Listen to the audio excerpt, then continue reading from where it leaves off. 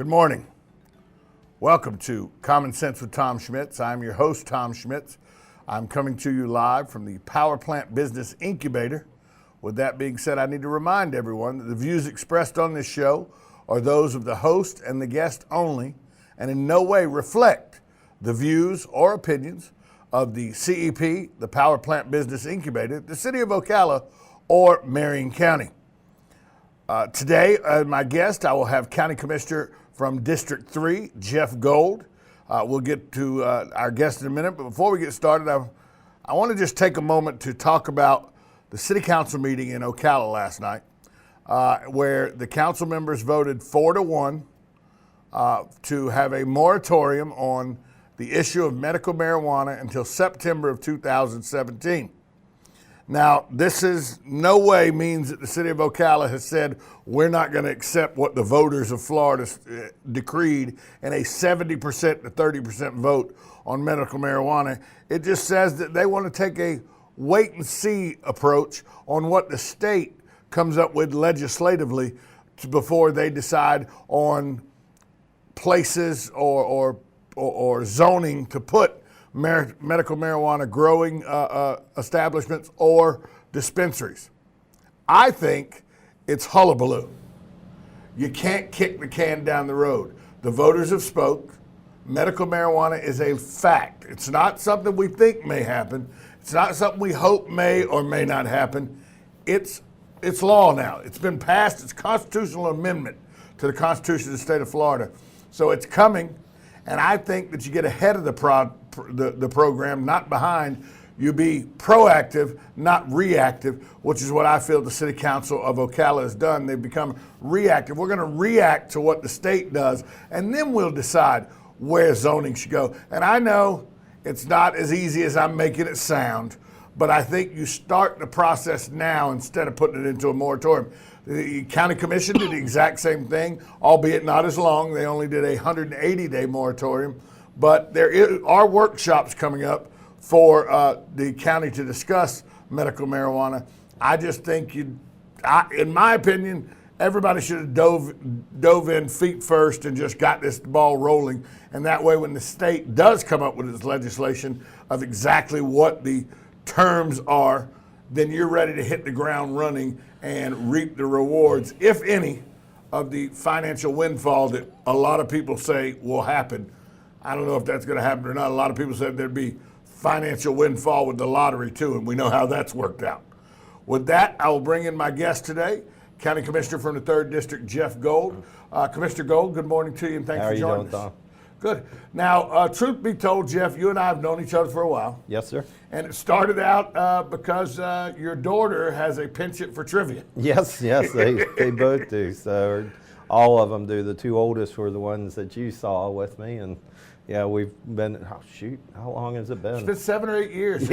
Yeah. Your daughter, who we were talking before we went on air, your daughter who's now in college, had just become a teenager when I first met you guys playing trivia. So that was 7, 8 years ago. Yeah, and you knew it then too. She was scamming. She wanted to win. I wanted to win the top prize myself, and she always liked the runner-up, the worst. What did you call it? The old college try. The old college try. So she would throw all the questions. Well, the thing she is, would give me the answer. The guarantee is the old college try every week. Mm-hmm. That's a guarantee. So your daughter went more for the guarantee than she did the wow, could happen. I just realized that. Yeah, she's the smartest one there.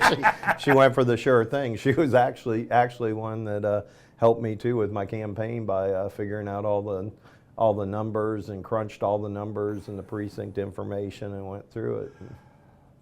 The guy who started out as a first responder firefighter. Yes, sir. Then switched over to become a deputy with the Marion County Sheriff's Department. Yes, sir. Retired from the Marion County Sheriff's Department. Yes, sir. What the hell do you want to run for a political office for? It actually started when I worked for the Sheriff's Office. I ran in 2012 for the seat that I'm in now. It was a good experience. I ran my mom was one of the, not the beginning people here, but she was a Republican, and she started off with the Republican Executive Committee here and did a lot of work with them. So we grew up almost knowing, or my kids grew up going to meet her at the old building by Sonny's over there. So that's where she was all the time. I, had a drive for that. She passed away in 2011. Now it was kind of a drive there. And then I think we got it kind of beat into our head there at the sheriff's office by, past administrations. The county commission doesn't give you raises and everything. Well, it's up to the sheriff to give the raises. So now I'm on that side, so I reap what be careful what you wish for, I guess is the best thing to say. But it was something I did. I had a great opponent, Stan McLean, awesome person. I learned a lot from him. Excellent gentleman, nothing negative. I mean, you can't run a campaign against somebody and come out where I can say, I like him. I think it's good that, I didn't run against him personally. I ran for the spot, and when I ran this time, it was for the same reasons too. I just want to get in there and make sure that we can, attack all these issues from an area with common sense, like. Well, you ran against Stan McLean in 2012. Mm-hmm. This time, Stan McLean had taken his hat out of the ring because he was running for state office. He's now state representative, right. Stan McLean. So you did have some opponents this time, but out of all the races that happened, mm-hmm. and it was a snarky political season. Okay, there were some ugly things said back and forth between people. Yeah. Seemed District 3 was the more calm race of all the races. I can't say that at the end. One of my opponents put out some nasty mailers. Actually, it was funny. Right at the end. Right at the end. And the funny part was it attacked my family, which, you've seen me and my daughters together forever, like many people in this country, you have issues and stuff. And being a first responder, you have times where, not everybody can stay married for 50 years in this world. And that's one of the things we got to realize too. In fire and law enforcement, it's a very stressful position. And takes you away from your family quite a bit. Yeah, and mine was 1994. I got hit by a car with 3 other deputies, broke about everything, in my body, and it just, it causes a lot of stress at home and everything. But, I've been lucky that, still remain friends. We still parent and everything. So, it's not always the situation you want. But yeah, it got a little nasty at the end, but, that's politics, and that's the way compared to the other 2 races, though, it was, until the end, it was pretty tame. District 3 until the end. Yeah. Well, but I do want to say one thing. Roy Absher ran against me. What a gentleman he is. Don Browning ran against me. He congratulated me and everything, so we'll leave it at that. We'll leave it at that. So you won the seat. Now you've been in the office. You've had 3 county commission meetings. I think it was fourth one. The 15th, 3 or 4. Yeah, yes, sir. 3 or 4. Because we also have the other workshops and everything else. Too. Now you're settling in. Is it something is it what you thought in the first month and a half? Is it what you thought it would be, or is there more involved or less involved? It's a lot more involved. I love it because I'm learning, and like myself, you two are big into education. So anything that I can learn, it's a great opportunity. I mean, yesterday I asked questions during the meeting. I thanked the other board for being patient with me during the learning curve of it, because the majority of things I can pick up. The zoning is something very new to me, but we've got an excellent staff there. One of the things that's very strange for me, I guess the thing that's the strangest for me is the sunshine law, because it is strictly adhered to at the county. The commissioners don't talk about anything before we go out there at all. We do not have any conversation. People who come and meet us have to make 5 separate appointments to meet with each commissioner. We meet with the county administrator. Every commissioner has 5 separate meetings. We do not discuss any of the things coming up on the agenda beforehand. So when we're up there, you're seeing what it is. We're making that decision then independently. And you're all having the first conversation with each other about it right there. Right then. So the public is in full view of what the conversation is. As it is. And the like the office is kind of strange at times, because you may have 4 or all 5 county commissioners in there and it's completely quiet because we're in separate meetings. We'll walk through the hall and we're very careful not to go, just sit down in an office so it doesn't even look like it's a perception. Anytime we go out in public, it has to be notified that we, there's going to be 2 commissioners there, and the press and everybody's available. I found that out a couple weeks ago. Myself and Commissioner Stone did a live fire burn with Marion County Fire Rescue, and I got out there and the PIO was there, and I'm like, what are you doing here? And he said, this is sunshine notice because there's 2 commissioners here. So he goes, I came out here in case the press did come out. The press did come out, but thank goodness they put their efforts towards, taking pictures of the firefighters, the new ones coming through, so it was good. Let's talk a minute about some stances you may or may not have. There was a lot of talk over the last year or so about privatization of certain things within the county. I know that County Commissioner McLean at the time flirted or talked to or I know he had some conversations with some private companies about privatizing the jail, the Marion County Jail. And I know there was a conversation with a group out of Maryland who ding commissioners' doors every chance they get about privatizing the library here in Marion County. Do you have an opinion on privatization of a jail? Yeah, I do. I do have the opinions on that. Privatization of the jail is not an option, in my opinion, ever. We've seen, I can't give the statistics right off, and I usually don't like to talk without facts and numbers, but privatization is not working with jails. You'll see a lot that have gone to it, a decade or so ago when we had the economic problems, and now they're coming back and the counties are taking them back over again. You always got to figure, in my opinion, when we're looking at these, they've got to make profit. A business has to make profit. That's given. We have to. When they come in there, they're going to cut some services down. Also the relationship there between having the jail personnel in there who work directly, because they're law enforcement officers, they're corrections officers. They do the same thing. We have the same training. We work together. And, if issues come up in the jail, you work better. So that's just kind of a given. We don't want to get into that. I'm also against privatization of the library, too, because, I like our local services we have here. Yes, they can come and say they can do it cheaper. And I look at it and I question the numbers, but I still just think that it's something that we need to keep in the county's hands so that we do have a grasp of it. And we got the experts there. They've been there forever. And our library, I never really realized how busy it was. I did look at the numbers that were given because, like you said, it's you walk and it's a sales pitch. They're going to hand it to you and give it to you. But like anything, there's 2 sides of the story. But I definitely would want to keep our library in the hands of the county where it is. Let's talk for a minute about something you know quite well, the Sheriff's Department. You worked at the Sheriff's Department for a number of years, retired from the service of the Sheriff's Department. The last administration came to the county commission almost after they were sworn in, said we need $20 million. Yeah. Got to have it.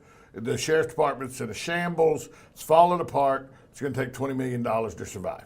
All right. I have the new sheriff-elect, Billy Woods, who was on this program a week ago, who I asked the exact same question. I said, do you have an adequate amount of money to function in the Sheriff's Department? And he said at this time, it's adequate. But that's not to say there doesn't need to be more money added to the budget over the long haul down the road, but nowhere do you need to go get $20 million all at one time. Right. Do you think, as a county commissioner and a former deputy sheriff, is there adequate funding for our public safety sheriff's department, and is it adequate right now for the safety of Marion County citizens? It's adequate, which means that it functions. They're answering calls. The sheriff's office does answer the calls. The response times aren't what we want. Actually, we're going to start getting the Chief Douglas, who's going in. I met with him and Sheriff-elect Woods last week just for lunch, just because I've known Chief Douglas forever. I used to work for him. He was actually one of my first sergeants when I started. But they're going to start providing us with a supervisor sheet to show the calls there. So now, we have an adequate amount to run it. but to get the services that people expect, we're going to have to start funding them more. And also, like he said, there's an adequate amount there to cover it, but we got to look at some issues within the, there and see what can be cut, what can't be. When we talk about things that the Sheriff's Department needs, though, one of the things you can't argue with is the cars are starting to, they may not be outdated, Right. but they look outdated. And I'm to understand anything over about 120,000 miles because of the upkeep and the constant. People don't realize, somebody says 120,000 miles, my car, I got 300,000. But 120,000 miles on a police cruiser is different than 120,000 miles on my car because a police cruiser is on the road 24/7. Yeah, well, yeah, or the majority of the time. Right. Yeah, they don't switch out the deputies do have the program where they take the vehicles home, and that adds to neighborhood. That's for Right. neighborhood security. Plus, it gives them that rest. And also, when you take a vehicle home, it's shown in studies that it's treated better. The vehicle is more maintained because technically you act like it's your that's your vehicle. That's your office for the 12 to 14 hours you're working a day. Yeah, I know. When I turned in my car in 2014, I had over 200,000 miles on it, and it wasn't uncommon to do 300-400 miles a night. I worked nights, so it was a night shift as a supervisor, and yeah, the maintenance there is excellent. That's what keeps them together. But stuff starts breaking, and yeah, you don't want a vehicle. We don't ride 100 miles an hour down the road, or they don't all the time. But there's times you have to go to calls. There's times you have to do backup. Sheriff's office started a policy while Sheriff Blair was there. Changed their pursuit policy, so they're not doing pursuits as much. But you still have them come up because forcible felonies, you can't just not Right. allow them. You just can't say, well, they're running from us, so we're not going to chase them. They had one I saw in Ocala.com the other day where the Sheriff's Department foiled an armed robbery in progress and ended up in a pursuit, and then they used their pit maneuver to stop it. So you don't want a car that's gonna break down. Number one, break down and not be able to continue it, or have something that's going to function and have an accident. When we talk about the Sheriff's Department and we talk about the need there for some of the improvements with cars and stuff, we sometimes we think about boots on the ground and where we're at. And it said that we're at 0.9 officers Right. per 100,000 citizens. Right. And that we should be, the state average is somewhere around 1.6. Is that something we definitely need to look at? And that's, we got to look at it. We got to make sure the numbers are correct too, because it's easy to play with statistics. Yeah. I mean, everybody can make the numbers look in their favor. Yeah, you could, and that's sworn law enforcement officers. Unfortunately, a lot of times that doesn't always say that that's a law enforcement officer out there in a marked car working the road. That could be administrative people and everything too. But we got to get up just to show up to the federal standards of what we're at, because we need to have those on there, and I think it's per thousand, isn't it? It's per thousand, not 100,000. Yeah, Per thousand. yeah, we'd be in good condition if we were 100,000. We'd actually probably be right about at the right level. Exactly. So let me ask you something that's come up numerous times, and I asked Sheriff-elect Woods about it because he's worked for the city. He was a lieutenant with the OPD before he won the election, and all the OPD officers have body cameras. Yes. Body cameras, the perception of body cameras in the public eye is that every cop should wear body cameras so we can see just what y'all are up to. That's what everybody would do. What are the cops up to? If they had body cameras on, it wouldn't be a question. Do you think body cameras are the proverbial golden goose to solve all the problems, or are there pros and cons of body cameras? I think they're good. I think it is a good way to do it, mostly from doing it over the years, because you'll get accustomed, and not saying that's kind of some of the things I hear, it's like you'll get accustomed and you'll change your way. It's not really that. Most of the things that I've found where it actually helps the officers, being a supervisor, a lot of times you would take a complaint, and then when you would get back and actually listen to it, it wasn't always the way it was perceived. Now, like everybody says, what makes the media? the bad things, like the VA hospital shooting we had down here. Was it on CNN Live? Was it on, everything? Were they out there covering that with everything they can? No, because it was foiled. Their plan worked. Nobody was injured. Unfortunately, that's the way the world is. If it's something good that happens, yeah, okay, it made news for a couple hours and then it's gone. But, when you have something happen that's caught on camera that's bad and everything, it makes the news media. But I think it's a good thing. I mean, I know it's hard to do. Some agencies have even done, where they have it continually on, but I think it protects the officers and protects everybody. Speaking with County Commissioner Jeff Gold from District 3, a couple more questions. I know that yesterday one of the things on the agenda was the 5-year capital improvement plan, that putting a workshop together to start talking about that.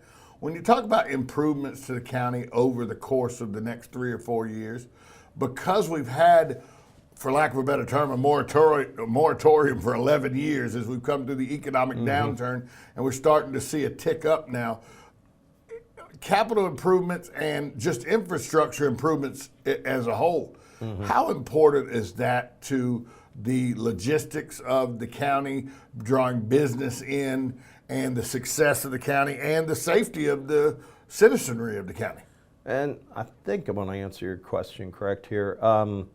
Yeah, we've got a 5-year plan. A lot of it's to improvements within our own system for customer service to make sure it is. And that's one thing I totally agree on. I think I've seen really good people at the county since I've come. Everybody's been good, but we want to keep the customer service up because we are, in the end, it's a business. And I learned that working at the sheriff's office, we are a business. I think we improve on that. We've got the sales tax initiative, which is unfortunately going to be a Band-Aid. You spoke earlier about the marijuana issue, and it's, kicking the can down the road. I remember Joe Brown asked me that when we had one of the things. I was like, what does kicking the can? I'd never heard the phrase, but now I understand it.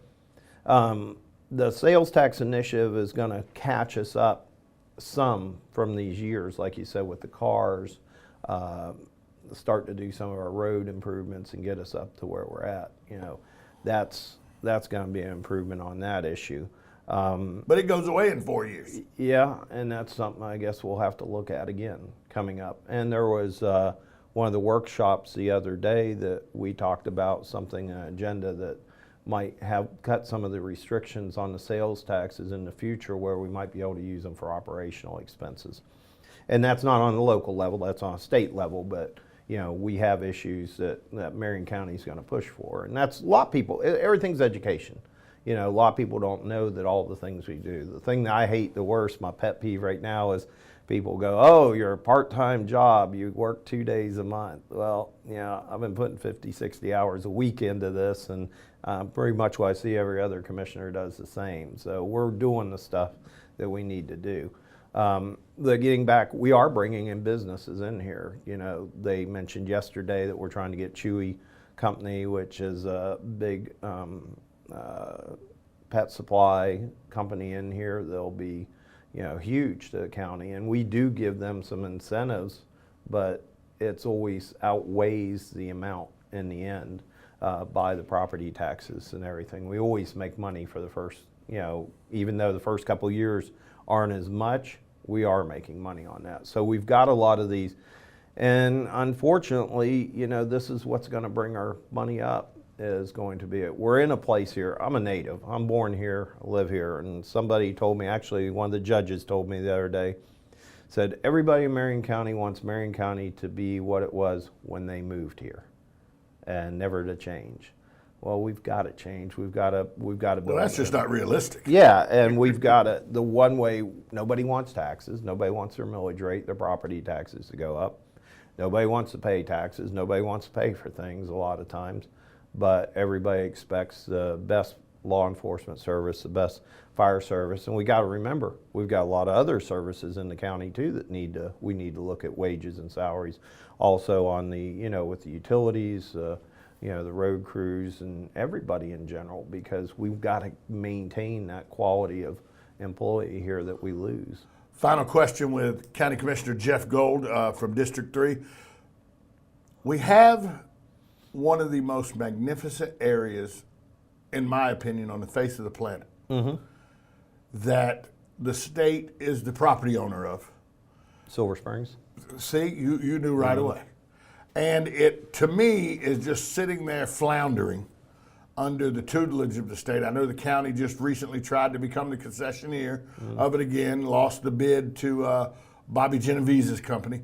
Is there any plans, or do you, as a native of Ocala and Marion County, do you think this is something that the county needs to really start looking into, of how they can partner with maybe Bobby Genovese or get the state motivated, somebody to bring back the jewel that is Silver Springs? It's still, I was out there over Thanksgiving weekend, and it was packed. I mean, I was surprised at the amount of people that were out there. I think there are some things that we're working on right now. I know it is a certain area that we have a lot of development that we get in there. They're looking at building up around there to try to bring in some of it. We've got a trail system, a statewide trail system that's going, that I would like to see Silver Springs be the hub of. And you know, where people will start and go. You know, it's what I figured out, the loop was 250-mile trail and paved trails that, you know, can bike and everything. I think it is an area that we got to work on. Can it be, when it was before under the other company, I don't remember the name right off, but when it was under there, it was looking pretty rough. Really, was really in bad shape. It was nice for me to see it from where it was before it closed to going out there. So it does, to me, I see the improvements, but you know, there's things we can do. The Visitors and Convention Bureau is doing a lot of marketing for it, and I hope to see it come back up. And once we get more people out there, we'll put more work. But the exact of taking over the concessions and all, I'm not sure where we're going to go with that at the moment. But you know, you got to be able to, you know, justify it being there. Commissioner Jeff Gold, thanks so much for joining us this morning. Tom. I hope you'll come back. No problem. I will. Real quick before we close out the show, I want to give you this day in history. This day in history brought to you by KT Entertainment. For all your wedding reception, private parties, birthday parties, all your party needs, go call KT Entertainment, 352-512-2611. KT Entertainment is your musical answer for all your party needs. Once again, you can reach them at 352-512-2611. On this day in 1988, Pan Am Flight 103 explodes over Lockerbie, Scotland, killing 243 passengers, 116 crew members. A bomb was hidden inside an audio cassette in the cargo area of the plane. It blew up at about 31,000 feet, and the disaster, which became the subject of Britain's largest criminal investigation ever, was believed to be an attack against the United States because 189 of the victims were American. On this date in 1988, Pan Am Flight 103 explodes over Lockerbie, Scotland. That's going to do it for us this morning on Common Sense with Tom Schmitz. Thank you for joining us, and have a great morning.